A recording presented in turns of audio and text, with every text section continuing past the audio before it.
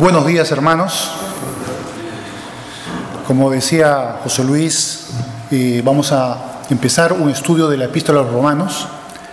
Y esta epístola es una epístola muy importante, digamos muy gravitante en lo que es la Biblia, el Nuevo Testamento, porque es aquella que sintetiza de una manera completa el Evangelio de Jesucristo.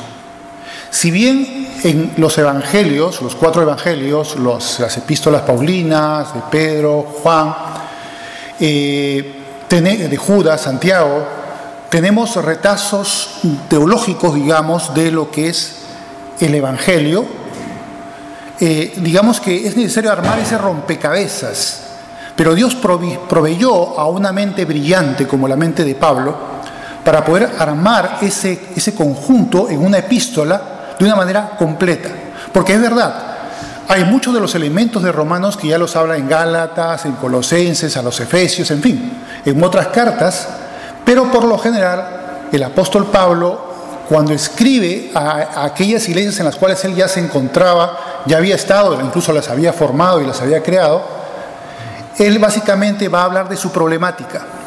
Pero, ¿qué pasa? Que con Roma, Pablo no había ido aún. Pablo, un gran apóstol de Jesucristo, había hecho nacer muchas iglesias en Oriente del Imperio Romano, pero el occidente del Imperio Romano y propia Roma todavía no había llegado. Entonces él estaba en Corinto en ese momento que escribe la Epístola a los Romanos y se propone pues escribirles una carta en la cual pueda explicar tanto a judíos como a gentiles, es decir, no judíos, lo que es el Evangelio de Jesucristo de una manera profunda. Y realmente esta epístola no puede dejar indiferente al creyente que lo estudia. Digamos que si tú has estudiado Romanos, has dejado la niñez espiritual. ¿Por qué? Vas a encontrar ahí una carne profunda que te va a alimentar el espíritu, pero de una manera que ya no va a poder dejar que te sigas siendo un niño espiritual. Vas a madurar. Porque realmente la profundidad teológica de Pablo en Romanos es muy alta. Hay zonas bastante profundas. Y incluso he visto yo a creyentes nuevos, neófitos, que tambalean en algunas partes de Romanos. Porque él va a tratar temas muy profundos sobre cómo se trata todo el plan de salvación. Y eso es lo que vamos a empezar a ver ahora. Bien, empecemos entonces en la primera parte digamos, introductoria de Romanos, del verso 1 al 15, y luego trataremos ya la parte profunda, cuando ya la exposición de Pablo entra ya en las aguas profundas, que es a partir del 16. Bien, veamos algunos detalles de aquí. Dice el verso 1, Pablo, siervo de Jesucristo, llamado a ser apóstol. Esto es interesante porque muchos en la iglesia cristiana de aquellos días, y precisamente en la iglesia de Corinto, ojo, estaban discutiendo la legitimidad de Pablo como apóstol. Ahí había un problema. O sea, el propio apóstol Pablo tenía problemas con algún tipo de personas que estaban discutiendo la legitimidad de su apostolado. Y él aquí se presenta: yo soy apóstol. Cristo se apareció a mí y me delegó esta misión de ir a los gentiles. Y va a defender su posición como apóstol, y con toda justicia, por supuesto, tenía derecho a ello. Continuemos, dice: apartado para el Evangelio de Dios, que él había prometido antes por sus profetas en las Santas Escrituras, acerca de su Hijo nuestro Señor Jesucristo, que era del linaje de David, según la carne, que fue declarado Hijo de Dios con poder, según el Espíritu de Santidad, por la resurrección de entre los muertos, y por quien recibimos la gracia y el apostolado para la obediencia a la fe en todas las naciones por amor de su nombre, entre las cuales estáis también vosotros, llamados a ser de Jesucristo, entre los cuales estáis también vosotros, llamados a ser de Jesucristo, y a todos los que estáis en Roma, amados de Dios, llamados a ser santos, Gracia y paz a vosotros, de Dios nuestro Padre y del Señor Jesucristo. Esa es la introducción prolongada y teológica de Pablo a los romanos, pero luego él sigue mencionando algunas cosas interesantes, sobre todo sobre su deseo de visitar Roma. Dice el 8: primeramente doy gracias a mi Dios, mediante Jesucristo, con respecto a todos vosotros, de que vuestra fe se divulga por todo el mundo. Evidentemente era Roma la capital del imperio. Pablo tenía muchos amigos allí.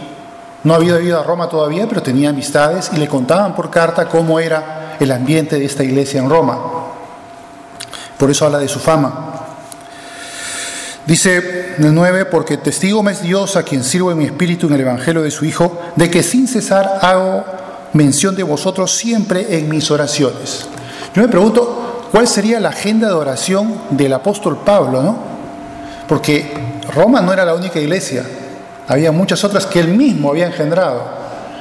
Y la agenda de oración de Pablo debe haber sido grande realmente. Un hombre que oraba bastante. Nos preguntamos, ¿cuál será nuestra agenda de oración comparada con esto, no? ¿Cuántas cosas estamos mencionando en oración día a día? ¿Somos extensos? ¿O hacemos una especie de telegrama de oración y ya está, con eso nos conformamos? Pues aquí podemos encontrar algo a que imitar en relación a Pablo, ¿no? Que es su preocupación por las iglesias y cómo los involucra en sus oraciones de una manera extensiva. Bien, continuemos. Dice el 10: rogando que de alguna manera tenga al fin por la voluntad de Dios un próspero viaje para ir a vosotros, porque deseo veros para comunicaros algún don espiritual a fin de que seáis conformados. Esto es para ser mutuamente confortados por la fe que nos es común a vosotros y a mí. Pero no quiero, hermanos, que ignoréis que muchas veces me he propuesto ir a vosotros, pero hasta ahora he sido estorbado, para tener también entre vosotros algún fruto, como entre los demás gentiles. A griegos y a no griegos, a sabios y no a sabios, soy deudor. Así que en cuanto a mí, pronto estoy para anunciaros el Evangelio también a vosotros que estáis en Roma. Y efectivamente, en ese entonces Pablo estaba preparando una ofrenda que las iglesias de Grecia iban a enviar para la iglesia de Jerusalén, porque en Jerusalén estaban pasando apuros, y él luego planificaba volver otra vez, ir a Roma y también ir a España. No se sabe, al final hay una controversia si realmente llegó a venir a España o no llegó a venir a España, pero el hecho es que era esa su intención. Y bueno, ahora vamos a pasar ya a la parte más extensa de este estudio, cuando Pablo ya empieza su discurso teológico. Y vamos al versículo 16, que es una continuación del 15, porque dice que voy a ir a Roma. ¿Y por qué? Porque no me avergüenzo del Evangelio, porque es poder de Dios para salvación de todo aquel que cree, al judío primeramente y también al griego, porque en el Evangelio la justicia de Dios se revela por la fe y para fe, como está escrito, mas el justo por la fe vivirá. Ahora aquí hay una cosa interesante. Cuando predicamos el Evangelio a otras personas, lo que hacemos es administrar el poder de Dios. No es que tú piensas y dices, bueno, voy a predicar a alguien, pero me da un poco de temor, no sea que no quiera escuchar o que me rechace, y quizás no tenga ningún efecto, y me preocupa pues que no tenga ningún efecto y que no vea yo que se convierte porque le he predicado. La verdad, eso no te debería absolutamente que preocupar en lo absoluto, porque eso es cuestión de Dios. Tú necesitas ser usado por Dios. Tú hablas y es Dios quien va a hacer la obra, no tú. No depende de tu oratoria, de qué habilidades tienes para influir en las personas, cuál es tu técnica o qué cositas tienes para poder hablar y seducirlos en cierta manera al Evangelio. No, por supuesto que no. Simplemente presenta el Evangelio, porque la responsabilidad es de Dios. Si te hace caso o no te hace caso, eso déjaselo al Señor, porque eso es potestad de Dios. Y Dios efectivamente tiene poder para que esa semilla sembrada en ese corazón un día germine y verdaderamente esa persona pueda ser salva. pero el momento, el cómo, ya eso no depende de ti. Puede ser que sea en ese momento, pero por lo general eso no sucede. Pero eso no debe preocuparte. Simplemente orar por esa persona y punto. Y Dios obrará en su momento. Pero ahí ya cumpliste, ahí ya estás administrando el poder de Dios. Y Pablo era muy consciente, y por supuesto lo había vivido como apóstol de Jesucristo y con poder también de obras, de milagros y portentos, de que efectivamente ese era el poder de Dios. Pero para nosotros también es el poder de Dios. Bien, entonces ahora nos habla en el otro verso, que acabamos de leer, el 17, porque en el Evangelio la justicia de Dios se revela por fe y para fe, como está escrito, mas el justo por la fe vivirá. ¿Era esta frase algo nuevo, solamente neotestamentaria? No, en Habacuc ya habla, en 2.4, habla efectivamente que el justo por la fe vivirá. Y ya habíamos visto el ejemplo de Abraham, que luego ya más adelante en Romanos Pablo va a desarrollar. O sea que no es un concepto nuevo inventado en el Nuevo Testamento, sino que ya viene también en el Antiguo Testamento. La justificación por medio de la fe. Obviamente, ¿la fe en quién? En Dios. Y concretamente en el Nuevo Testamento, donde ya se revela al Hijo, a Jesucristo, por la fe en Jesucristo. Pero claro, ese es, digamos, el resumen inicial del estudio de Romanos. La salvación por medio de la fe. Y ahora, a partir del siguiente verso, el verso 18, ya Pablo va a empezar a iniciar su discurso profundo sobre cómo funciona esto. Porque se lo tiene que explicar a los judíos y a los gentiles de la iglesia de Roma de una manera completa. Y lo va a lograr de una manera maravillosa. El libro de Romanos es un libro que ha, digamos, impactado en la vida de muchos creyentes a lo largo de los siglos. Por ejemplo, podemos citar a tres. Agustín de Hipona fue tocado por el libro de Romanos. Martín Lutero, John Wesley también. Él se convirtió, él era un muy buen hombre, John Wesley, era un hombre que buscaba a Dios y que quería ser santo, pero no había nacido de nuevo. Y es en un estudio de Romanos, de los moravos, que él recibe a Jesucristo como su Salvador y Señor, que él confía verdaderamente como aquel que verdaderamente lo limpia de todo pecado, y no por su propia justicia, que era lo que él tenía en mente. Porque en la sociedad y en este mundo cristiano hay muchos que creen que realmente pueden, con su justicia personal, es decir, porque ellos se esfuerzan en ser buenos y verdaderamente cumplir con toda la ley, pueden ser salvos por ello. Luego Pablo nos va a demostrar de que eso no es verdad. Pero bueno, eso es para más adelante, eso lo veremos en otra ocasión cuando avancemos en el libro de Romanos. Pues bien, empecemos ahora con los versos del 18 al 23. Y aquí me voy a distanciar un poco más de tiempo. Se va rápido el tiempo. Porque la ira de Dios se revela desde el cielo contra toda impiedad e injusticia de los hombres que detienen con injusticia la verdad. Porque lo que de Dios se conoce les es manifiesto, pues Dios se lo manifestó.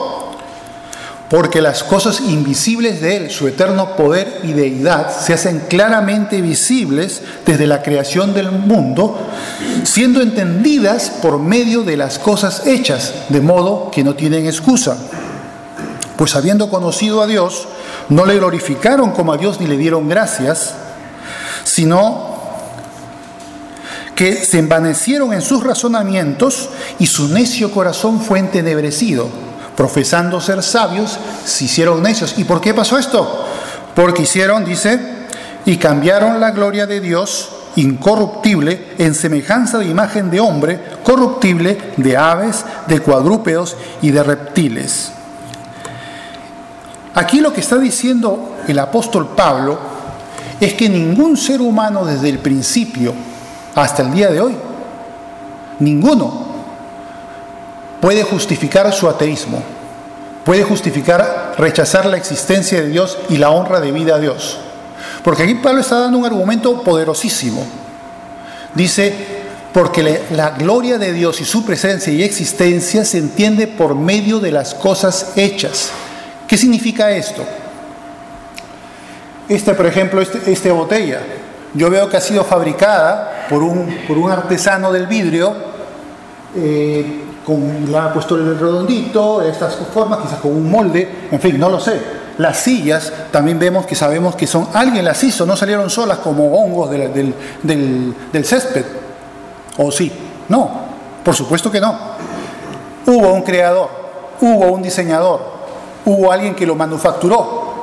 Por lo tanto, el ser humano, al ver todas las maravillas de la creación, del universo, de la vida, los animales y los innumerables seres que habitan en los mares y en los cielos, pues él puede perfectamente inferir, eso se llama inferencia, de que existe un Dios creador. Por lo tanto, el ateísmo es una necedad, como dice el Salmo 14, dice el necio en su corazón, no hay Dios. Y es verdad, es una necedad, y dice que aquí el hombre detiene con injusticia la verdad. Porque eso es manifiesto, dice Pablo. Todos lo pueden saber, todos lo pueden inferir, hasta el más simple campesino lo puede inferir.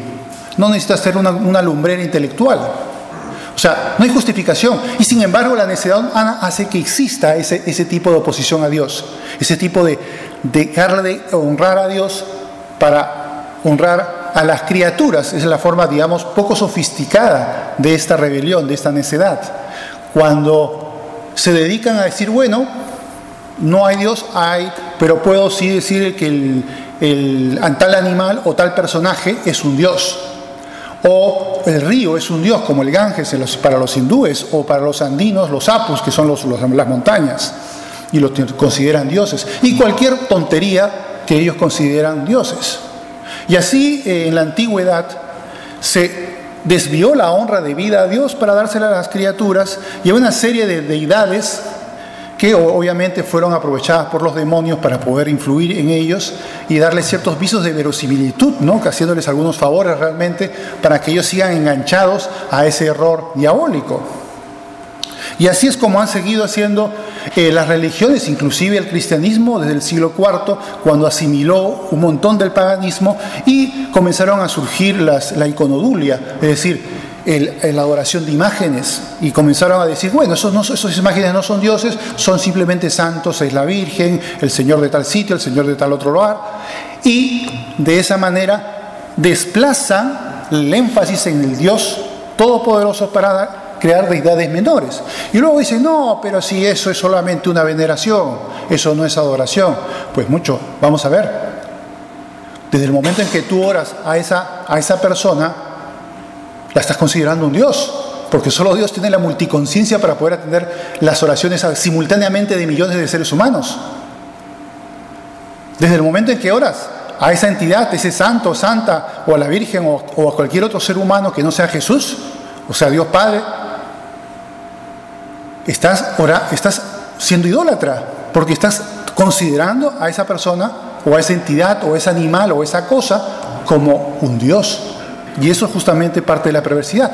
Esa es, digamos, la parte que ha existido desde el principio de los tiempos. Sin embargo, hay una que es más sofisticada, que es la científica, la que hoy vemos en el mundo científico, que aparentemente rechaza a Dios. Realmente, durante siglos, la ciencia no rechazaba la hipótesis de Dios como parte involucrada en la creación.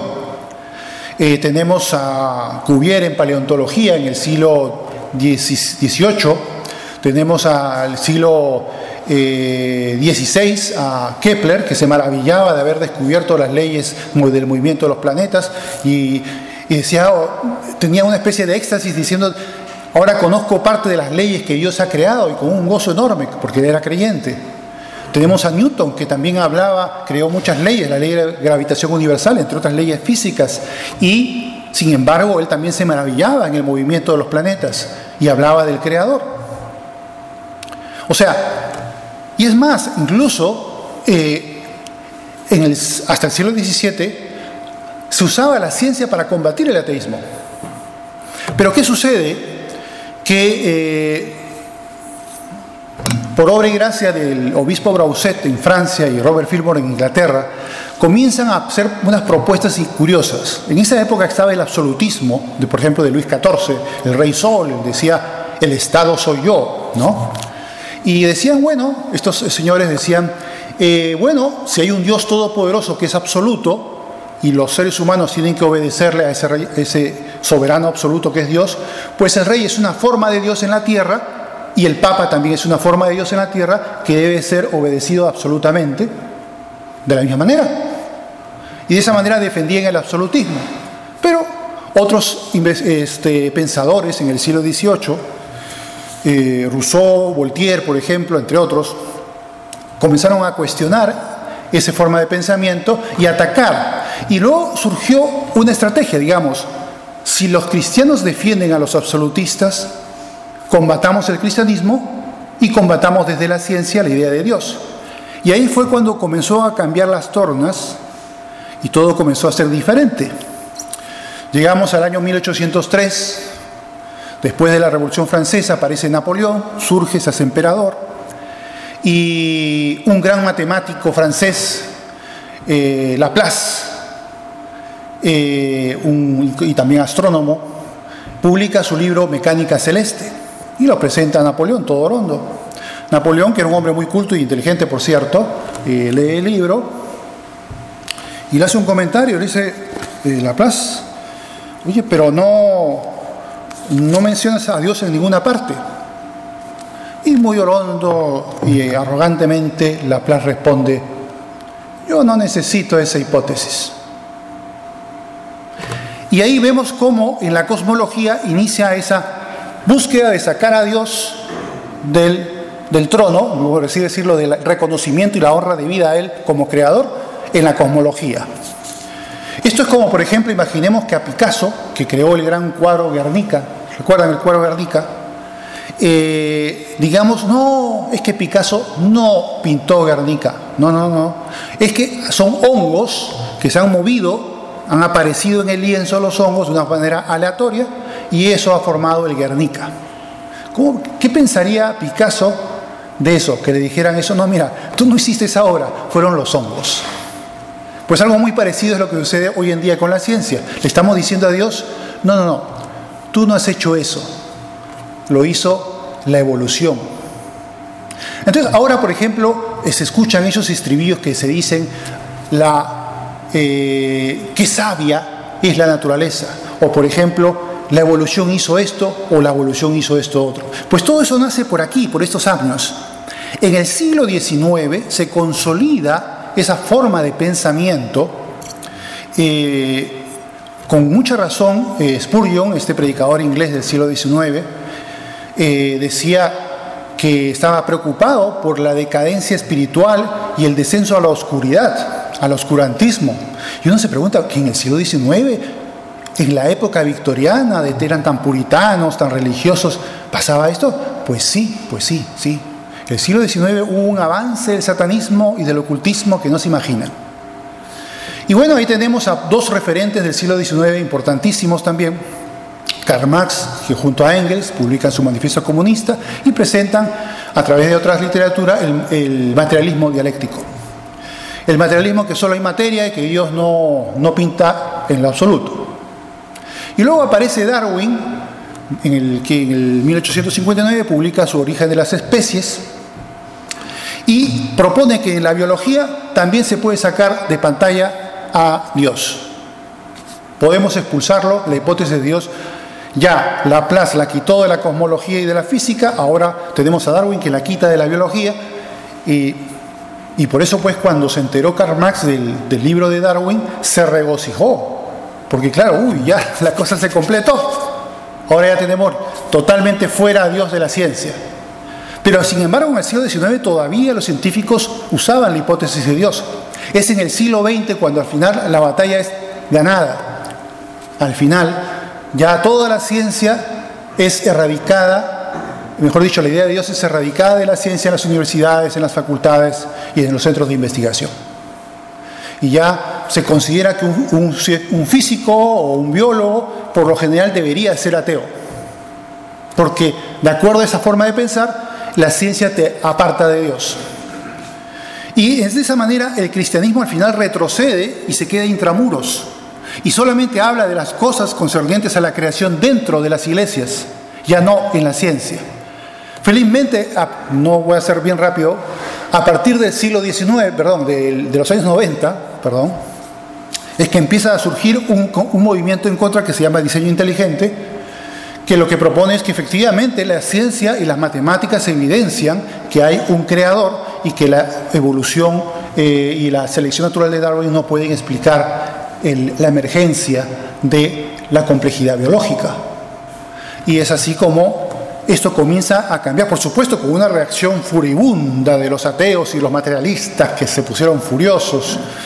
Yo he tenido la oportunidad de escribir 6 libros sobre este tema y también de un blog con 3 miembros más sobre también este tema. Y los ateos, por supuesto, atacaban pues con una furia, algunos con unos buenos argumentos, y cuando ya se quedaban sin manera de refutar, comenzaban a insultar. Y ya la última de las fases de su contrariedad era ya la amenaza de muerte, ¿no? Que sí la llegaron a hacer en un momento dado. Y así es, y las han fastidiado a algunos, los han quitado de la facultad, en fin. Pues bien, ahora ya se está empezando a torcer un poco esa tendencia, se está empezando a recuperar terreno y la hipótesis de Dios se está volviendo. Ahora, ¿habrá una victoria total? Probablemente no, porque la necedad humana está ahí presente. Ahora, todos los argumentos matemáticos, físicos, químicos, biológicos que se han, digamos, vertido en ese movimiento, se pueden resumir perfectamente en Romanos 1:18. Y para terminar esta sección, voy a mencionar el caso de un hombre que se llamaba, un filósofo, Antony Flew, famosísimo en el siglo XX, y ya en los años 50 discutía sobre la existencia de Dios con C.S. Lewis, el gran apologista cristiano, y en los años 90 también discutía con William Craig, que también es otro gran apologista cristiano, siendo ateo, pues un ateo recalcitrante, que ha escrito muchos libros sobre el ateísmo, y ha sido el héroe de los ateos, pero vamos, el rockstar. Y había un ateo, Strobel, que en los años 2000, ya empezando 2003, por ahí cambió de idea Anthony Flew. Dijo, no, ahora sí creo en Dios. Y los ateos se pusieron nerviosos. ¿Qué pasó? Entonces fue Strobel a hablarle a Flew. ¿Qué pasó? ¿Por qué? ¿Me puedes decir en una oración sencilla por qué has cambiado de idea? Y lo que le respondió Anthony Flew, dijo, pues por la gran complejidad de la vida no puede ser sino la obra de un diseñador absolutamente inteligente, infinitamente inteligente fue la palabra exacta. Y es así como vemos que hasta los necios pueden llegar a ser esclarecidos y reconocer la existencia de Dios. Pues bien, esa fue la parte complicada. Ahora, ¿cuáles fueron los juicios de Dios sobre esta actitud de quitarlo de en medio? Vamos a ver a partir del verso 24 ya hasta el final del 32. Dice, por lo cual también Dios los entregó a la inmundicia en las concupiscencias de sus corazones, de modo que deshonraron entre sí sus propios cuerpos, ya que cambiaron la verdad de Dios por la mentira, honrando y dando culto a las criaturas antes que al Creador, el cual es bendito por los siglos. Amén. Luego dice otra vez, primero dijo los entregó a la inmundicia, y ahora dice, por eso Dios los entregó a pasiones vergonzosas, pues aún sus mujeres cambiaron el uso natural porque es contra naturaleza. Y de igual modo también los hombres, dejando el uso natural de la mujer, se encendieron en lascivia unos con otros, cometiendo hechos vergonzosos, hombres con hombres, y recibieron en sí mismos la retribución debida a su extravío. Sabemos aquí que si en un principio el ser humano, al pecar por obedecer el consejo de Satanás y dejar de obedecer el consejo de Dios, Dios lo maldice, lo aparta de su presencia, del acceso a la vida eterna, y en la tierra es maldecida por causa de ello. Y esos fueron los primeros juicios. Pero aquí vemos que cuando el corazón humano no solamente se aparta para seguir el consejo de Satanás, sino que también deja de lado a Dios para sacarlo totalmente, porque es un juez moral y ellos no quieren un juez moral, pues va a haber otro juicio también. Y ese juicio va a ser en la mente, aquí. Una mente como va a decir luego, mente reprobada. Los entregó Dios a pasiones vergonzosas, a hacer cosas que no convienen, las desviaciones sexuales, las sexopatías, las parafilias, todo ese tipo de cosas comienzan a surgir como juicio por parte de Dios a esa rebelión del corazón humano de quitarlo a él de en medio. Y va a empezar a producirse todo esto.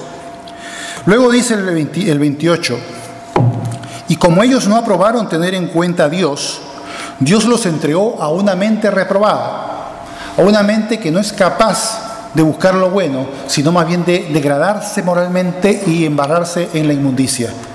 Y dice, para hacer cosas que no convienen. 29. Estando atestados de toda injusticia, fornicación, perversidad, avaricia, maldad, llenos de envidia, homicidios, contiendas, engaños y malignidades, murmuradores, detractores, aborrecedores de Dios, injuriosos, soberbios, altivos, inventores de males, desobedientes a los padres, necios, desleales, sin afecto natural, implacables, sin misericordia, quienes, habiendo entendido, ojo, el juicio de Dios, que los que practican tales cosas son dignos de muerte, no solo las hacen, sino que también se complacen con los que la practican.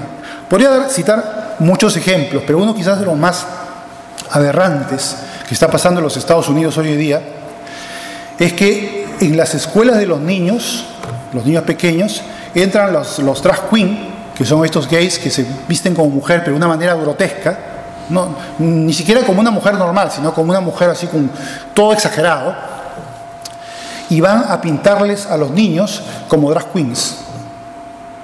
Y bueno, no pasa nada, tranquilo, no hay problema.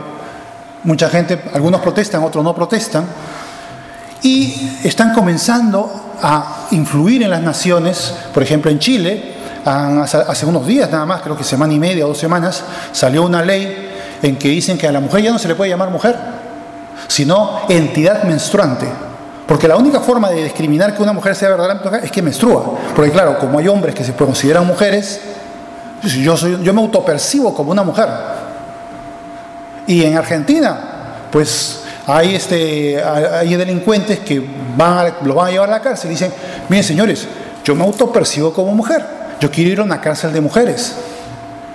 Y la ley dice que sí, que hay que decirle que sí sin chistar, y lo envía a una cárcel de mujeres. Y obviamente comienzan a aparecer reclusas embarazadas. ¿Por qué?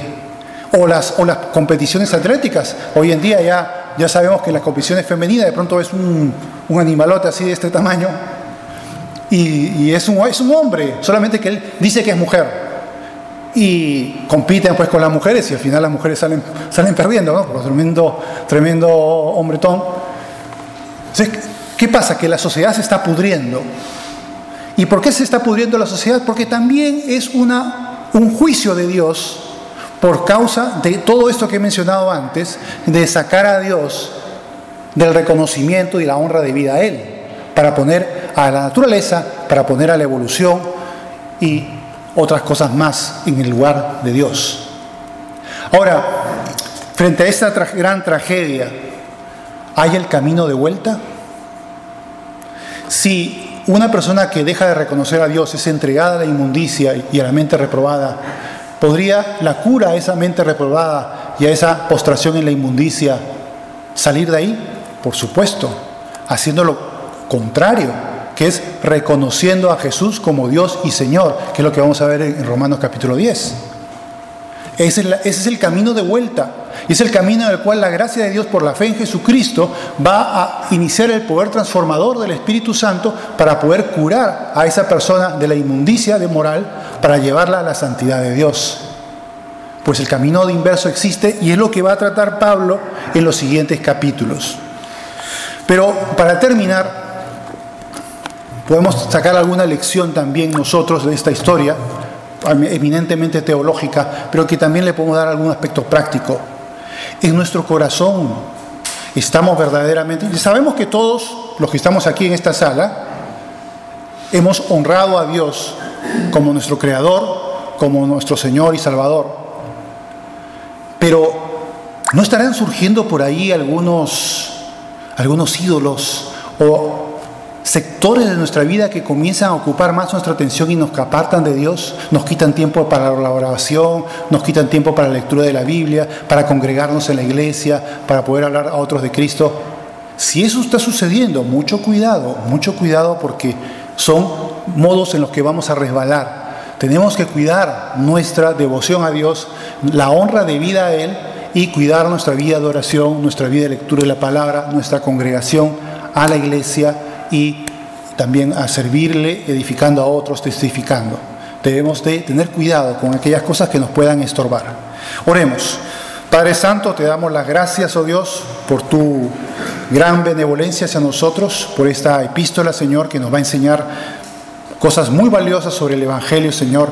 Y también te pedimos que nuestra honra a ti, el reconocimiento de que tú eres nuestro Creador, nuestro Dios, y Señor y Salvador, Señor, sea algo evidente en nuestra vida diaria, que podamos, Señor, no permitir que se formen ídolos, que ocupen, Señor, esa atención debida a ti y que nos estorben, pues, en nuestra vida espiritual y nos puedan llevar a un camino indeseado. Te pedimos, Señor, que nos ayudes, nos guardes y, Señor, pueda ser glorificado en nuestras vidas.